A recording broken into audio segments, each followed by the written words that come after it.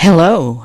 Oh, hello. Hello, and welcome to Think Local First Radio And here welcome back. on Santa Cruz Voice. And welcome back for this is the second hour of our broadcast for today. And we have in the studio Jeanette Bent. We can kind of go way back with Jeanette. I would really like to talk about your journey to where you are today as the founder of the 831.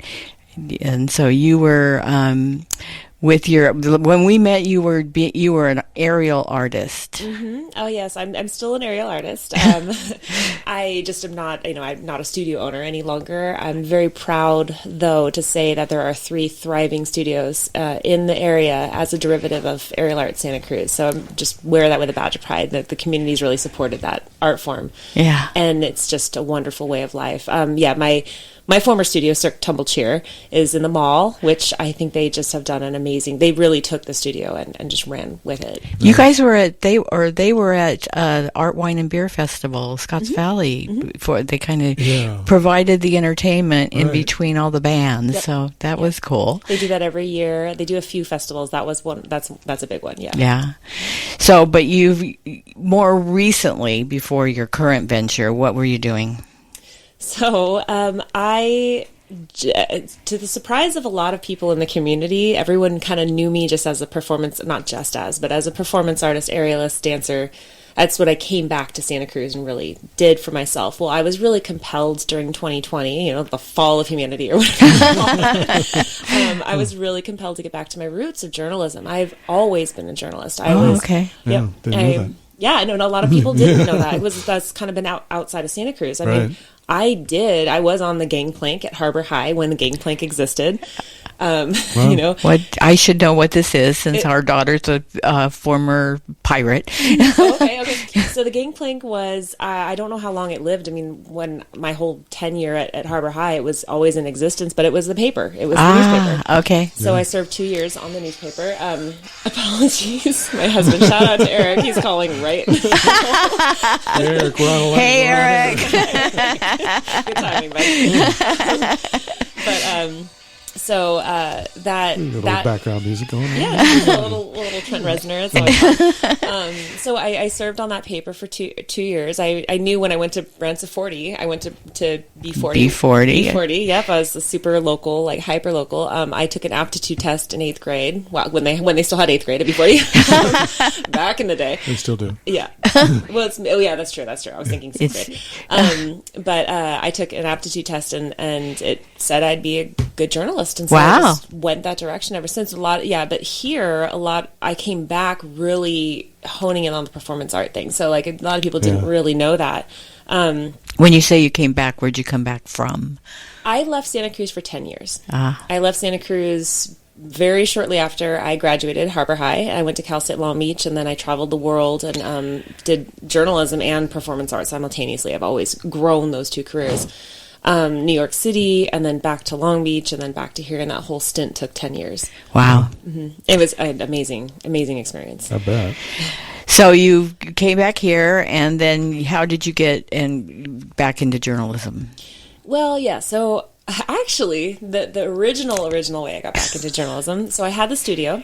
I opened a studio, with some support and some community and things like that, but it was really the only functioning studio here at that time.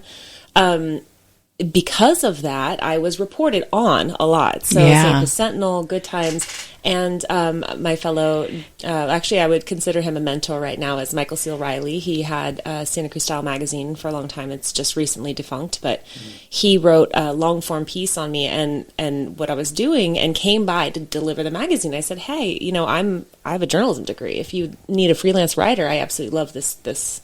To do this, I can just do this. He assigned me immediately the cover story. Oh. So just jump right in. So, and I think that's actually the only cover story I ended up writing. I ended up writing for him for 8 years. Oh, okay. That was back in 2015. And it was when I was actually performing on the bandstand stage at the Boardwalk, the Santa Cruz Beach Boardwalk. Remember that? Yeah. I know. I think you guys were on the band stage. Yep, you did. So that was that time, and I wrote for him ever since. And then it slowly kind of unfolded as I sort of circulated in the community. After I sold my studio, I went into the Kids Museum, the Santa Cruz Children's Museum of Discovery, and worked for them.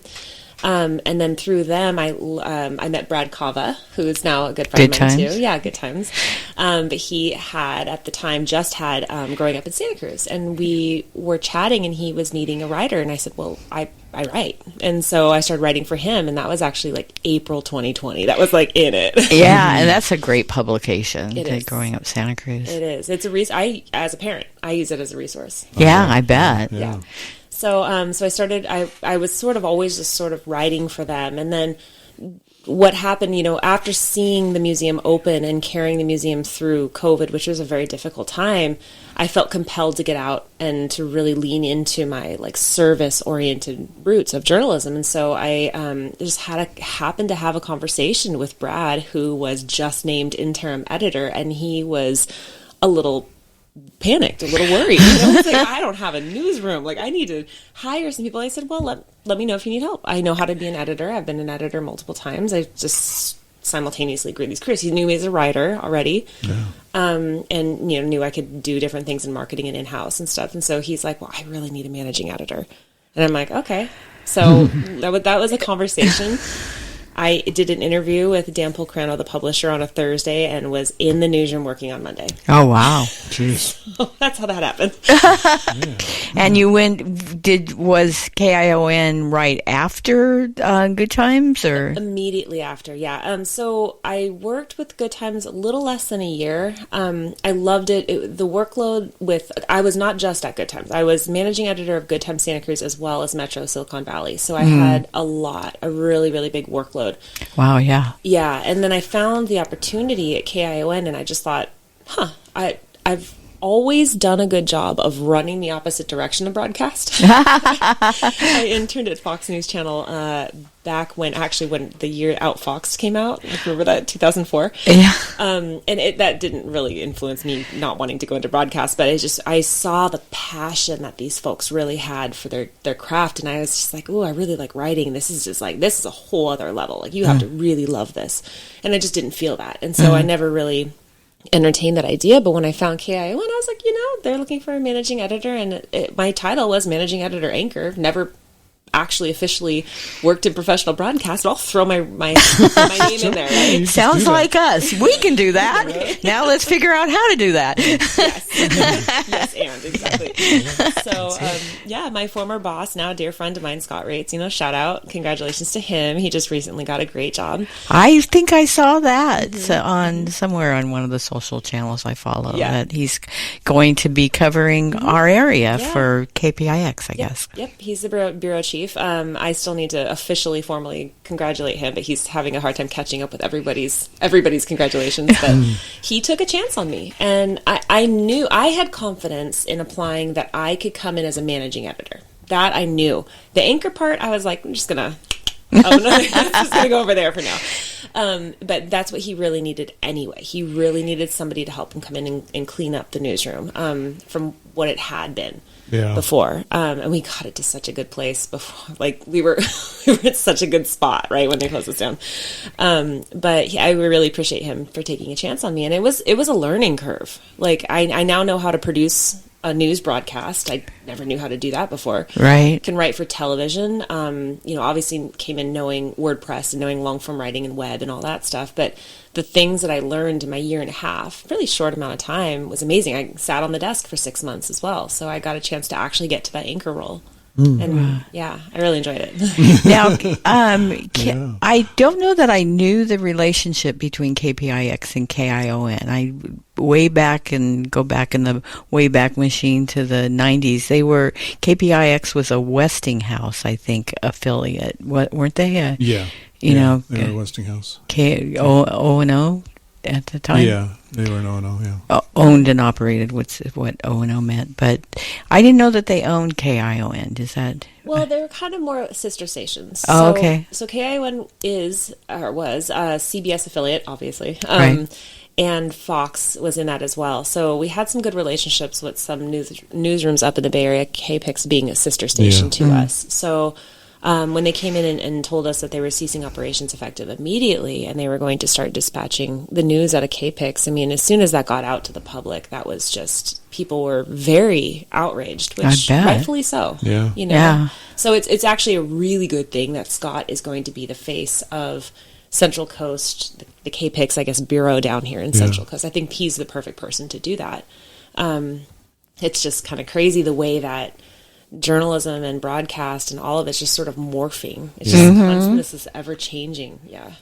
So we have about 4 minutes before we go to our first break, but you didn't miss a beat. You know, you were KON one day and the 831 the next day, but it probably wasn't quite that, but almost. Very close. Was there a period where they said we're going to do this in 2 weeks, or was it like, bye, you're out and gone tomorrow? Yeah, so it was really fast, and none of us knew. None of us, like, I'll be very transparent about that. I did hear murmurings. Now it's out, you know, cat's out of the bag. I heard murmurings the night before that one of the upper management was being let go, and we were sort of like, what to do with that? We thought people were just going to shift places. Yeah. We didn't realize it. They were just going to get the whole thing. We had no idea. So I literally dropped my son off at school, getting him ready for picture day that day, combing his hair over. Yeah, all the stuff. And, you know, I drive down to Salinas and I go in there and we have our editorial meeting, we dispatch the MMJs, and then the entourage of corporate comes in. And it would have been great if they just did it when we were all there. But anyway, so we called everyone back, and no, we had no idea. And I know that we're going on a break, but how this whole 831 spawned is that that night I went home and finally, I got home, it was finally 7, my phone's going off. I mean, just craziness. I just started writing down people's names. That's just all on a piece of binder paper, and I still have that paper. I always keep that paper. That's how this started. Nice. Just that, yeah. I know that you think about Silicon Valley and the number of things that started on a napkin. And now we bind a piece of binder paper.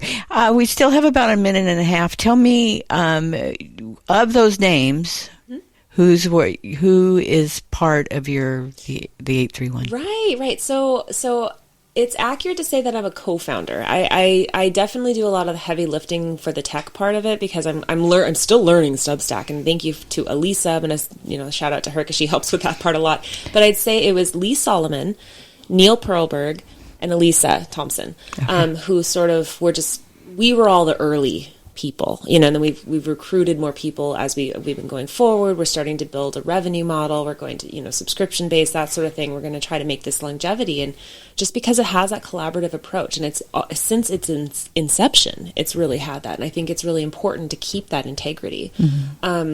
But those are the folks. It was Lee called me the next day and was like, we can do something. There's something here. And then Neil interviewed me for his Off the Lip. And he's like, there's something here. There's something here. So those two, my two brothers, right? Back there. Brothers by another mother. Really, really amazing. So that's how this was born. This was really just born out of a need. This was a solution-based need to the community. Well, we are going to take our first break, and when we come back, we'll hear more about what the 831 is all about. I'm filled with lots of questions. This is Susan O'Connor-Fraser. And Tam O'Connor-Fraser. We're here on Santa Cruz Voice, and this is Think Local First Radio, so please stay tuned. We'll be back after these commercials. Treehouse dispenses not only the finest cannabis products, but information to those who want to know how to use cannabis for maximum benefit. Hello, I'm Jenna. If you would like to know how best to use cannabis, ask your friends and neighbors at Treehouse Dispensary, 3651 SoCal Drive. If you're 21 plus with a valid ID, no appointment is necessary and the information is free. Order online at ourtreehouse.io and pick up at our drive-thru. See you soon. The IRS is knocking on the door because you owe back taxes. Don't panic. Call the tax doctor for free help getting out of IRS collections and back into the good graces of Uncle Sam. The tax doctor service is free, and all you need to do is call 800-817-2871. That's 800-817-2871. Get free help. Call 800-817-2871. Hi, folks. Warren Knox here of Knox Roofing. I thought I'd share a few statistics with you. Do you know how long a frog can hold its breath? It averages around 4 minutes. What's the pH content of soil supposed to be? It's 6.5. When you look at a bag of fertilizer, it has 3 numbers on it. What's the first number represent? That would be nitrogen. Do you know how many nails the average roof requires? 7,000. How many gallons of water does it take to wash your clothes in a year? Around 2,000 gallons. A pound of wood has how many BTUs in it? That would be 8,600. What's the percentage of roofing companies in the United States that will be out of business after they've installed a roof? Believe it or not, it's 80%. Here at Knox Roofing, we're still going strong, exceeding 15,000 homes now. Okay, give us a call here at Knox Roofing at 461-0634. Thanks, folks.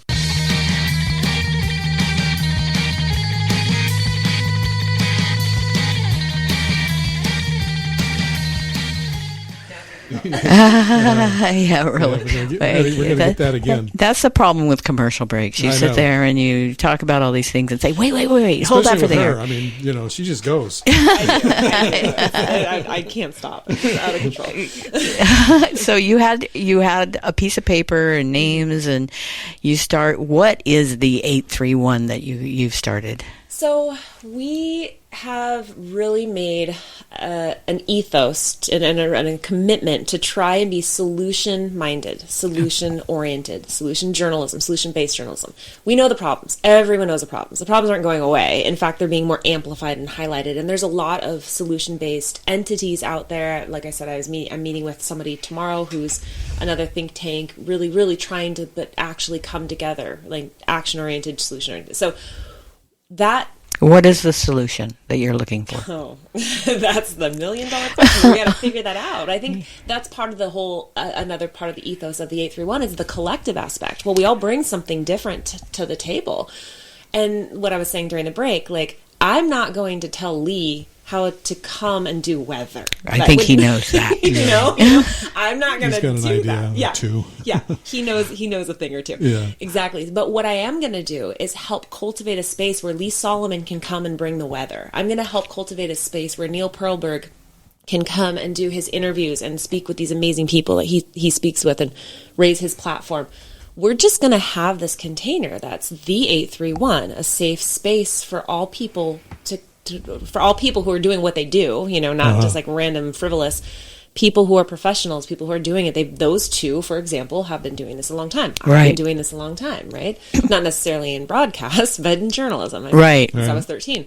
So what we decided is we're going to create this space to allow for, I guess, kind of like what Santa Cruz Voice is, but we're doing it a little differently. We're doing it, and Santa Cruz Voice has a space on this platform too. Right, so, right. And I think that's the integrity behind it, is the real collective approach, and really making sure that that's front of mind. And anytime we're talking about the 831, anytime we're representing the 831, is being like, yes, this is a collective. You do have a seat at the table. You are welcome. And I think that's so important in today's world. And Santa Cruz, why not? Why not this space? This is such a great community to do something like this. And if it grows and expands outward to other area codes, great. We're building the model. We're literally inventing this thing. So you, why did you choose Substack for what would be considered your website? It was, to be totally honest, a happy accident. So I mean, I can tell you why. Yeah, it was just by chance. I learned about it, again, throwing out another little shout out to Elisa. She's part of the inception of this. She uses Substack for her platform, and I don't even know how I found out about her. I think she maybe told me. I don't know. I just was scrolling something. I found out. I was like, oh, this is neat. She kind of has this, this following, this thing. So I started following her on it, and I was like, oh, wow, I have another company. If you guys remember, when I was growing the studio, Aerial Art Santa Cruz, I was also growing my performance art companies, and it became a storytelling company, during COVID. We started kind of simultaneously performance art, but also literary art, because that's what I specialize in. So those are what my interests are. So I was like, oh, this would be really great for Stellaria. This is like a fantastic platform for Stellaria, because there's video that's allowed on here. There's long form writing. This is like cool. Yeah. So I actually made Stellaria a Substack, and that was now probably about like 8 months ago, but before the 831, it was about 6 months prior to that. It was really new. I was still learning the platform, but I was like, okay, this thing's kind of cool. That's about as in depth as I knew. I didn't know much else about Substack. So when Lee and Neil are in my ear, like niggle, niggle, niggle, like talking about like trying to plant the seeds and whatnot, and we're trying to figure what this out, all of a sudden Neil goes, I have space on my show for next week. So this is the week we shut down was when this started spurring, right? And then the following week he had a cancellation on his show, which if I'm correct, he usually has wait lists. So So Lee and I were invited to the show. So this thing is building in the background. Like this is how grassroots and how Santa Cruz this is. I'm sitting there at my dining room table, like the Saturday between when the newsroom shut down and when Lee and I did Neil's podcast.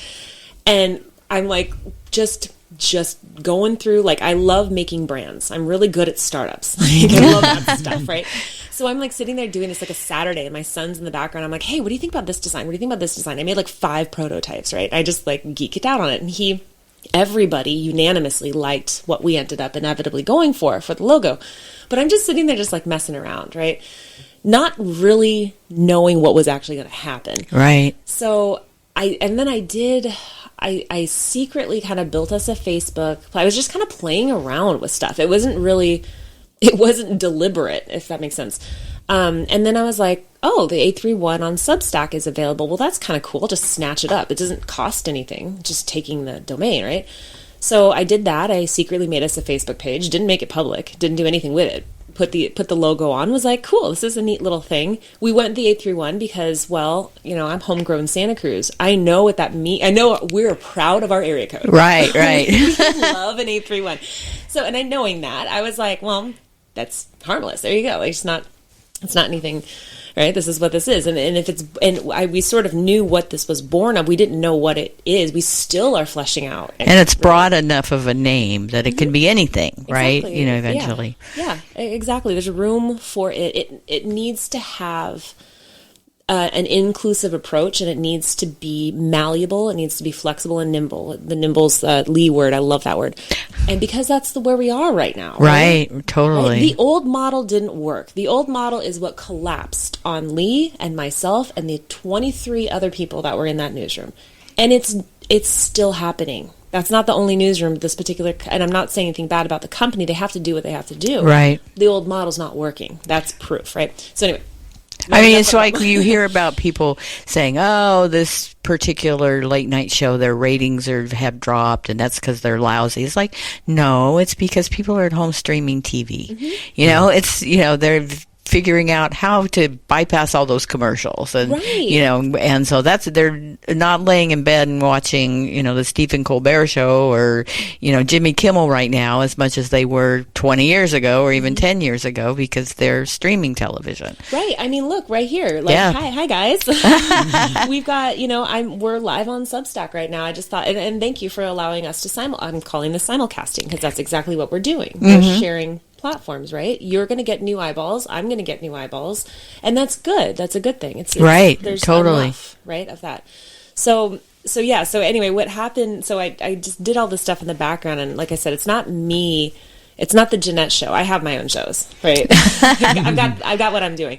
This is a collaborative. I'm just holding the container. I just know how to do that. I know how to start up a business. I know how to sell a business. I know how to, I know how to do that. So I do this. So Tuesday comes. This is literally 1 week after the newsroom shuts down, and these little systems are in place already, but just quietly in the background. And we go on this off the lip, and it blows up at the Santa Cruz boardroom. Terry's there, Lee's there, Neil's there, I'm there. We're talking about some outrageous things. There was some stuff I can't repeat. We're not FCC, but we're family friendly. That's another good thing. So you can do whatever you got to do. Right. And then that's something too, where it's like I still consider myself a managing editor. It's like, technically, am I like a bureau chief or an editor in chief right now? I'm acting like it, but I really consider myself managing editor, as in I'm going to make sure that we are being appropriate, that we're not going, that sort of thing. But free speech is important. I actually consider, this is the first time I'm saying this out loud, but I actually consider us free speech advocates. That's what we are. That's what we are, right? Okay. So Yeah, and I've used a bunch of different terms while describing this, but that's been something where I'm like, well, if you had to, like, the quintessence of what we're actually doing is we're free speech advocates. We wouldn't have band together to do this if we didn't believe that we needed to have a space, right? Everybody needs to have a space. So yeah, so that Tuesday, that happened to be my mom's birthday, which is really funny, but the 30th. So I September 30th, I had all this stuff secretly in the background. When I went home and saw just like it goes to, we do have an email address. It's localnews@the831.info. So that was set up in the background. All this stuff has been set up already, right? So it's blowing up now. And I'm like, oh my goodness. So I'm just trying to manage at this point. It just went off kilter. It just was crazy. And so like the three of us were like, okay, we need to like really start fleshing this out and really start getting this thing to go. And that's how this started. And that just goes to show, like, like I said, it was a happy accident. It was kind of an interesting beta market test that sort of just unfolded in front of us. And we're like, okay, cool. We're going to go with it. We're going to, Lee is on the East Coast still at this point for another like couple of weeks, but he's still very much involved. We have hour-and-a-half conversations, like Neil's out there hitting the pavement and getting interviews, and we're really serious about this. And the community has rallied to have it. And so here we are. I saw I'm signed up, so I've gotten a couple of new emails already and saw some stories that Neil was doing about the Murray Street Bridge. And it's interesting because they're, when you think of the your KION days and typical news there, it's a 2-minute package, right? And these two interviews that I saw, one was with the owner of La Posta, Patrice Boyle, I think, and then the other was the owner of Betty's Burgers, and Patrice's interview was almost 20 minutes, and then Dawn from Betty's Burgers was almost 10 minutes, and you wouldn't have that typically in news. Yeah, there's a lot that we're learning that's really like convenient. I mean, this just being able to go live will offer us later, if when we decide to do broadcast, to like do a broadcast. And what's great is that it's an app. Like we're not expecting people to stop everything they're doing at 5:00, which is like a terrible, like who the people did that for years. I know. And it's like, thank you to the people who do that. Thank you to the people who did do that. And thank you to the viewers of KION. And probably there's a few of you on there, and the Facebook followers and stuff who have been supporting. And thank you for disrupting your own life to meet us where we were. But that's not fair. That's not fair for us to ask people. So I've been saying, we're come as you are journalists. I'm not, and Neil's not, and Lee's not, and Elisa's not. We're not telling people how to come to the table. We're saying you're an expert at this, so you can come with that lens. Right. Awesome. And then, at the end of the day, like, I'll check for spelling errors or whatever. Like, hopefully not. I've done my own errors before and have been called out, and like, that's fine. But like, it's also like bringing the information to the people where they are, and if it means downloading this app, then download the app. And if you want to watch, if you want to, listen to the 20-minute interview, great. You get that, ability to do that. You don't have to either. So it's like kind of pick and choose what you want. And what we did decide we are not going to do is we're not going to chase the police scanner. We're not really, breaking news is breaking news. But a lot of the feedback that we had gotten in KION, and I know because I was the managing editor, I got all the front line, was just people being tired of hearing about that. People being tired of just the dismal, the doom and gloom, and the, this car accident and this. And yes, while there is a space for that, there are also a lot of existing groups out there that are covering that. Great. Mm-hmm. They should cover that. Like, there's so many Facebook groups out there that do that, and there is a space for that, and that's great. So why would we try to like get in that? We don't need to. Yeah. And we do use that as a resource. Absolutely. I check Santa Cruz 411. I check, Selene's Crime Watch and Monterey and all that. I appreciate what those folks are doing. And then why do you check it if that's not your thing at the 831? What are you going to do with that information? I'm sort of a news junkie. I can't help it, and also just to see what's going on in the community. Like, we know that there's unfortunately currently a missing woman out. This is day 4. I mean, that's important because that is actually like, maybe somebody might learn if they see this picture of this woman and see that might actually provide a solution. I might actually help this family, get their person back.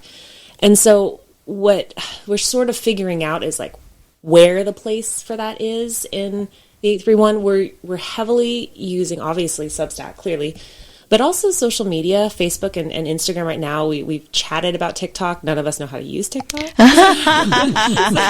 so that may be that's easy. You'll learn that fast.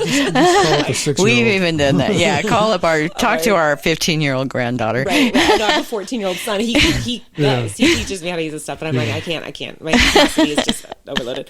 But so I'm like, well, why I won't need to rewrite an article if the Santa Cruz Police Department already wrote an update on Facebook, and now on Facebook, because it's so easy, you can just share it and it goes straight to your page. Well, we'll just do that, like so. So where do you come in to what news are you reporting if you're not doing the breaking, crime watch stuff? Mm-hmm. We're doing a little bit of everything. Right now I'd say I'm kind of the newsiest person we have. I'm just curious and nosy. Which I think is honestly kind of works. Yeah, like the Joby Aviation lawsuit I found out about last night, and I was like, ooh. And so I dug into the court papers. Yeah, and no one else that I know of wrote about it, and it's local story. It's local story. Yeah. Joby's huge here. Yes, huge everywhere, but they're here. They're here. And so I kind of dive. So personally, I'm sort of the newsier person, but I love anyone out there who wants to do news. Join, because we have a lot of great community, great arts and culture. We've been talking about adding food to the mix and that sort of thing, just kind of looking at what this looks like. But it's all the 831, right? I mean, we all live here and we all exist here, and we're trying to navigate these very strange times that we find ourselves in, right? As a community. And again, trying to stick with the ethos of what this actually is. It's the 831. It's a collective of people coming together, living here, working here, trying to make it work here. And so we're sort of writing about a little bit of everything. We offer opinion pieces. Elisa's written some amazing pieces that have she gets really good traction. She just knows what she's doing. And some things like that. And we will always be transparent about where we're coming from, right? If it's opinion piece, we're going to say it's an opinion piece, or if it's a first person, it's going to come as that. Right. We're not going to try to pull the veil on anyone or whatever. But so it's a little bit of everything, if you will. It's news, and it's also arts and culture, and it's community from the community. That makes sense. A little big. Well, like you said, you're still kind of defining some of it and trying to find out what you want to be when you grow up. And yeah, I mean, we're really in our infancy. We're literally less than 2 months old. But you've grown a lot. I mean, talk about your, what your numbers look like even. And one of the great things I think about being a digital, property is that you really do have numbers, versus somebody that's waiting to get their Nielsen ratings, from and all of that, where it's more statistics than numbers. So how much have you grown in this short period of time? Oh my goodness, thank you for asking that. So thank you. And yeah, to your point, that was something that was really a big thing for Lee, is to make sure what is working and what's not working. What do people really want, and what are we going to spend our time doing? Well, we need to see that. So we need analytics. Substack offers that. That's been very, very helpful. Now, I haven't looked today or a little bit over the past couple of days. Now it's kind of a trickle. So we're getting subscribers. We have lost a couple. It's not a lot, but we're sort of seeing it. Like a couple days ago, we did 7 posts, and that we dropped 2 subscribers. We're like, okay, too much. Right, too right. Much. Sorry. So we're learning that, but there was a 10-day period and I took a screenshot of it because I was flabbergasted. I was like, wait, what is this? Where we had grown I think it was our viewership or just engagement maybe by 1.2 million%. Oh my gosh. It was a 10-day period. It was in the early October days. So it was about a month, maybe early mid-October, but it was a 10-day span. And just it shows you a kind of a chart as well. It just was up and up. Just wow. Straight up. Straight up. And then it was no, I think it was our engagement was up 1.2 million, and then our viewership was up 24,000%. Wow. And that's great. That's good. Good. We have people's attention. Now, is that Substack or is that your Facebook or? So that was just Substack. Now Facebook, thank you, Neil. Shout out to Neil. He made it a personal campaign to grow our Facebook numbers. He's like, I've decided I'm going to do this. And he did. He wanted to tip it past 1,000. And he did. On Facebook, yeah. I want to say that was like Neil single-handedly because I'm trying to do things in the background. I'm just managing. I'm being a managing editor, right? Yeah. And so I'm not hyper-focused on one thing. And he just like made it a campaign for himself, like a couple days. Personal mission. Yeah. He's like, I'm going to do it. And he did. So thanks, and that's the whole purpose of it. That's, again, this whole ethos is this collective, is this like, we all have to have skin in the game, Right. There's not just one person. And at the end of the day, if it all falls apart, then like, knock on wood, hopefully it doesn't. It's just, I don't think it will, but it's a community effort, and I think that's so important right now where we are in the world in 2025, and like, and we need this grassroots. I mean, just it's crazy what's going on. I mean, the fact that newsrooms are shutting down, just that. Yeah. Let's talk a little bit further about that on the other side. Yes, we're going to go to break, and then when we come back, we will talk a little bit more about that and everything else in the 831. So stay tuned. This is Susan O'Connor Fraser. And Tam O'Connor Fraser. Here on Santa Cruz Voice with Think Local First. Stay tuned. The votes are in. Chef Ben here from Back Nine Grill and Bar at the Easy Off Past Tempo exit. We are so proud of our food and our service and your votes. Back Nine has been voted Santa Cruz County's best burger and best happy hour in the good times. You've heard me talking about our house ground burgers. It's time for you to come and try one so you can taste the juicy difference. And what makes our happy hour the best? You have to come and experience it yourself. See you at the Nine. Want to learn more about what it takes to succeed as a business or nonprofit? Then hear from those that have. Join Tam and Susan O'Connor Fraser on Think Local First Radio, Fridays at 1 p.m. on Santa Cruz Voice. From sommeliers to comedians, Tai Chi master to happy centenarian, on Go Ahead and Tell Me, we meet the people who turn passion into purpose. Every voice, every craft, one conversation at a time. 1 p.m. Thursdays, SantaCruzVoice.com. Get hooked up with affordable cannabis at your locally owned Hook Outlet, where everybody above the age of 21 can participate in the Hook's loyalty program. Each purchase earns you 2% store credit on your next purchase. Do you have a car sitting around you want to get rid of? Donate your car and help veterans and their families. Yes, one fast call to the Veteran Car Donation Program and we'll come and remove your car for free. You can donate most cars, trucks, or SUVs in most conditions. The proceeds raised goes to help active military, veterans, and their families. And you get a tax deduction. Operators are standing by. Here's the number. 800-640-9509. Again, that's 800-640-9509. Get hooked up with the best cannabis at affordable prices at the Hook Outlet in Capitola and Watsonville, or order online at hookoutlet.com. Get hooked up at the Hook.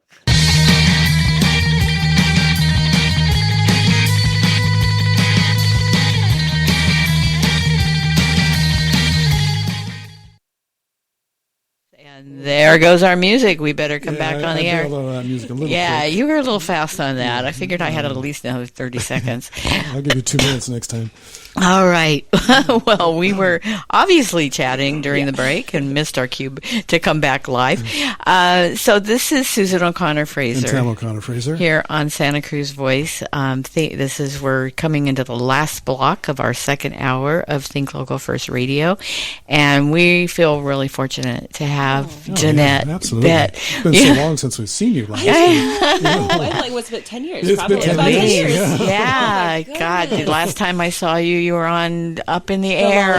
Or like spinning around on the Lyra. Yeah, something like that. Yeah, so she's got and that was a special for KTV that aired on KTVU. Was that a Look Live thing? Yeah, that was a Look Live. Yeah, so that was a KTVU television special. Maybe 2015. Might have been back then. If it was the Boardwalk, it was 20. Well, we did the Boardwalk 2015. I did the Boardwalk 2015, and then Stellaria did 2016. Yeah. So that's so funny. KTVU, we had at KION, we had a great relationship with KTVU, and we would share content all the time. Yeah. Good folks up there. Yeah. So that was, it was, so we go way back, but not in this current incarnation of Jeanette. And just talking about the 831, and have you taken a deep breath yet?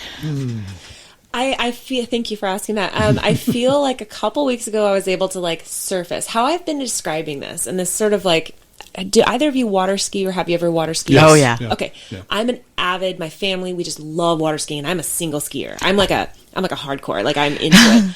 So you know how when you start, you have your paddle or whatever it's called, your ski up. Yeah. And it's like it's halfway out of the water, all this stuff. Well, you have to have that initial like grunt strength to like pull yourself up. Or swallow a lot of water. Exactly. Swallow a lot of water, or just like the thing goes flying out of your hand, the paddle, whatever. So I have always kind of looked at this thing as like, okay, I know what a startup is. I'm a serial entrepreneur. Like, I know what the grind is like. Right. I'm very much familiar with this. So I knew what this was going to be once the community came together. It was like, we want this. Then the 3 of us and 4 of us, Elisa's part of this too. She's got her own thing, but she's definitely part of this. We came together and we were like, okay, we're going to make this work. Well, I felt like that was sort of the initial, okay, this is my commitment. You don't, I don't want to say like but like you don't halfway this kind of thing. You either all or nothing, right? And so early in this, and I was like, we've got the community behind us, Lee and Neil's support in doing this, and maybe I'm the one again creating this container, but it's definitely a collaborative.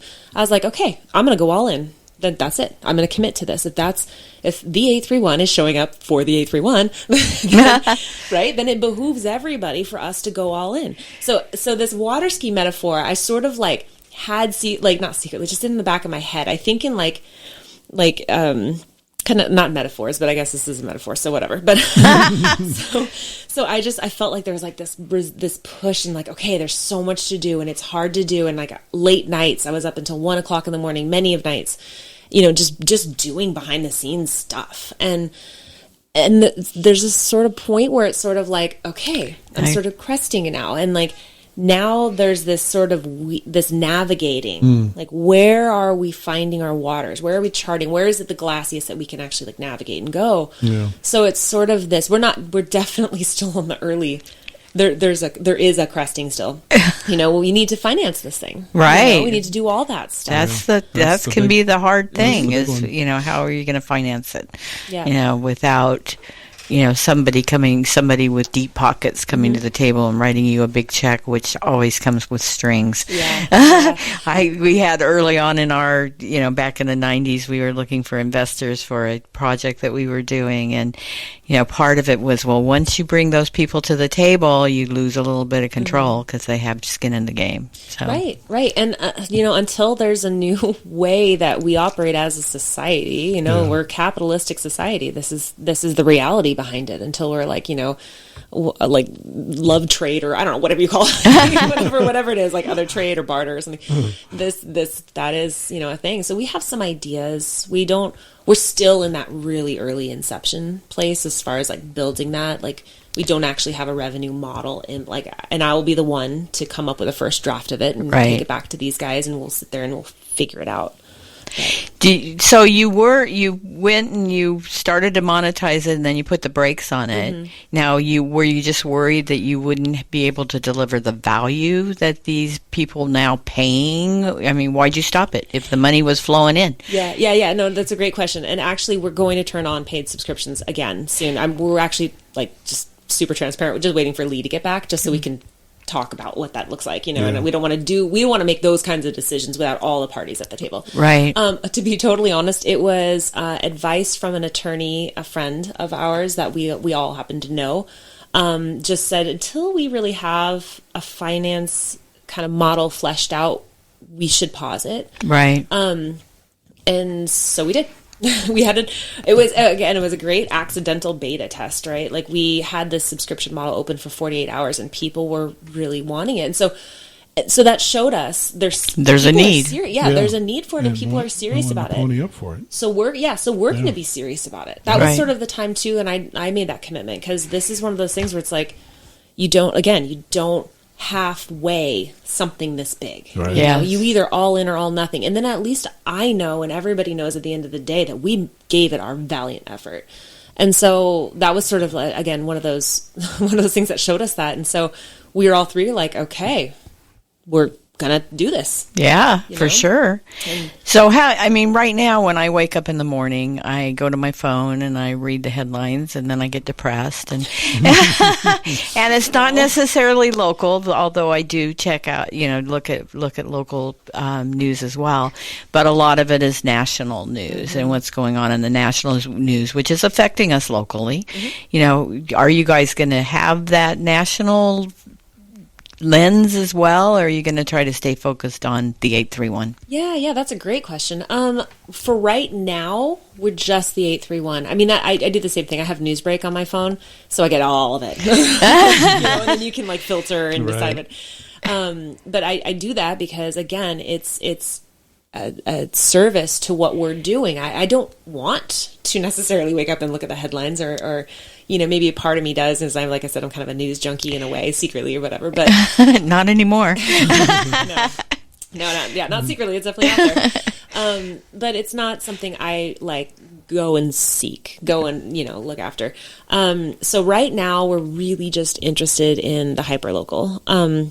We have and to be honest, the three of us happen to be in Santa Cruz, but the 831 covers a lot more than that. And we know there are folks down, in Monterey and Salinas. And San Benito. Poor San Benito. I know, always forgotten. I know. Shout out to Eric Taylor. If you're listening to this, I have your number. You have my number. If you ever need anything, Yeah. But Sheriff Eric Taylor. Sorry. I don't know if anyone knows that. But yeah, no, there's so much already happening here, and just in Santa Cruz specific, like I said, we haven't even really been able to expand out. Just there's so much going on, and so the scope right now, national's being covered. There is a space and a place for it, and it is important, right? I'm saying, and a lot of it does seep down. So I think right now we're just focused on the seeping down part of it. Eventually, maybe once we're a little bigger. Sure, there can be that. We can. But like you say, it's already covered. Sometimes I look at our own air here on Santa Cruz Voice, and the national politics stuff. There's a lot of people covering that. And whether you're watching Fox or MS, whatever they are now,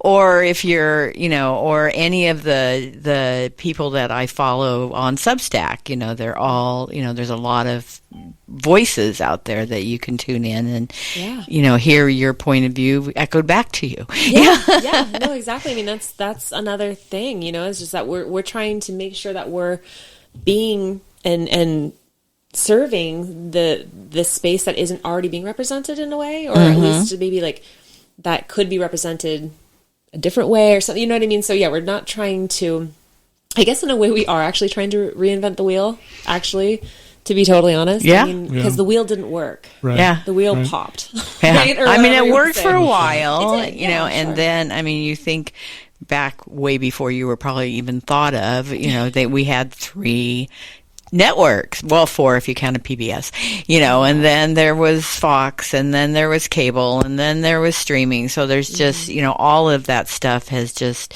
cannibalized the broadcast market. And, which makes, we were talking about advertising being challenging in the, as we go, advertisers trying to figure out where they're going to put their money, because the whole mass broadcasting is dying.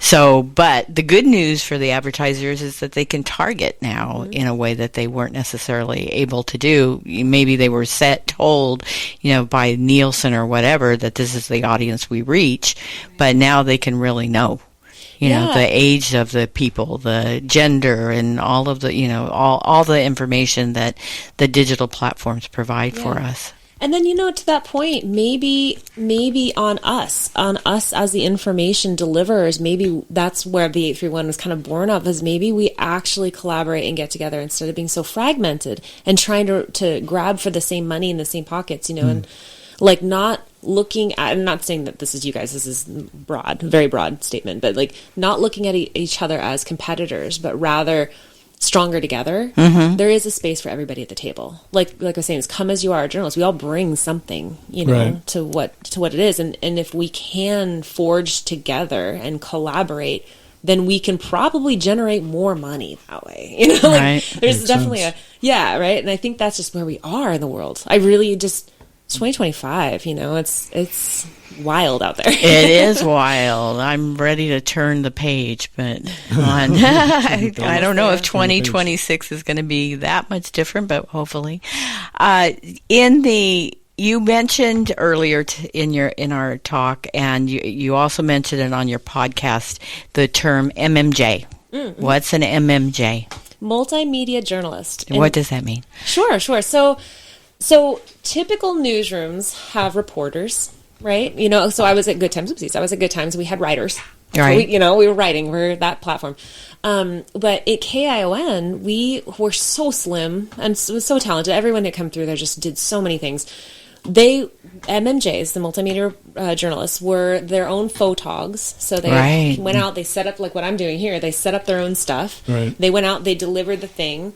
Sometimes they'd go live and deliver it. Sometimes they would do a look live and whatever, and that they just did it all. So that's a multimedia journalist. And then we expected them, thanks guys, we expected them to go and put their web article up. So they had to do it all. They did everything that they were responsible for that day with just them. So that's what an MMJ is. Now, what I think is funny and a little ironic in a good way is that what we're doing now is so the epitome of what an MMJ is in its essence. It's like multimedia journalist. Yeah, we've got Neil out there doing like hit in the streets, doing interviews with like Betty Burger's owner and like, all these different people, and he's doing video. And then we've got Lee maybe he's doing video, maybe he's writing something also. And then we got me who's really writing stuff. And, and that we're multimedia journalists, almost a multimedia platform.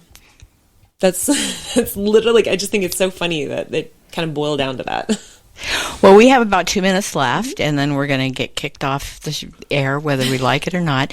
So tell me, where can people find you, number one, and what people can expect in the next year from the 831? Great. Thank you for that question. So right now, honestly, we're just trying to drive people to Substack because that's our platform right now. So it's the831.substack.com. That's it. You find all of our stuff there. If you want to find us on Facebook, I believe we're the 831. I think so. Yeah, which is shocking that wasn't taken. I don't know how that wasn't taken before, but so, the 831. And then on Instagram, we're the.831.media. And we're right now just on those three platforms just because we're trying to manage it all, right? Right. Talking about TikTok, I don't know. I'll have to recruit my 14-year-old to help with that. And I think that I got sent to a YouTube as well, but maybe that was for off the lip. So Neil's really on YouTube, definitely. We do have a YouTube channel because Substack just offered to slide our stuff over there, so we did one. Very new. We haven't really done much with that yet. That'll probably be when Lee gets back. When Lee gets back, you can say I'm saying their names all the time. But he's probably they become Neil and Lee are now Leal. It's a lot easier to just get it all done. It's efficient. Way. Yeah. And in the next year, we're here. We're committed. We hope to be here. We hope to have more contributors, more MMJs. We love, again, it's the come as you are journalist. If you have an idea, if you want a space, we have the platform. And who are we to be like, no? Just know what you're talking about. That's all we ask. You don't have to be an expert, but just know what you're talking about. Or be good at it. Be good at it. So, don't be rude. Don't be hateful. We're not doing any of that. Yeah. But in the next year, we hope to have this self-sufficient. Yeah. So it's not like us just trying to carry this thing